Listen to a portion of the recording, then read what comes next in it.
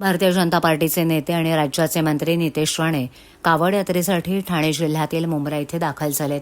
मुंब्रा येथे भाजपा कार्यकर्त्यांकडून राणे यांचं जोरदार स्वागत करण्यात आलं. त्यांच्या आगमनाच्या पार्श्वभूमीवर परिसरात मोठ्या प्रमाणावर कार्यकर्ते आणि समर्थकांची गर्दी पाहायला मिळाली. मुंब्रा परिसरात भव्य कावड यात्रेचं आयोजन करण्यात आलं असून यासाठी नितेश राणे मुंब्रा येथे पोहोचलेत. विशेष म्हणजे राणे यांनी कालच मुंब्र्याचं नाव बदलून मुंब्रादेवी करण्याचा निर्धार व्यक्त केला होता.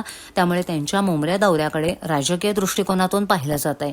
नितेश राणे यांनी काल मुंब्र्याच्या नामांतराबाबत आक्रमक भूमिका मांडली होती. मुंब्रा या ठिकाणाचं नाव आम्ही जोपर्यंत मुंब्रादेवी करत नाही तोपर्यंत आम्ही गप्प बसणार नाही असं ते म्हणाले. जसं इस्लामपूरचं ईश्वरपूर करून दाखवलं तसंच मुंब्र्याचं मुंब्रादेवी करेपर्यंत आमच्यासारखा हिंदुत्ववादी प्रत्येक कार्यकर्ता त्याच ताकदीनं काम करेल असा निर्धार त्यांनी व्यक्त केला.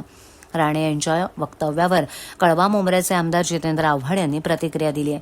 राणे यांचं या ठिकाणी स्वागत आहे. राणे यांना कदाचित माहीत नसावं की मुंब्रा देवीवरूनच मुंब्रा हे नाव पडलं.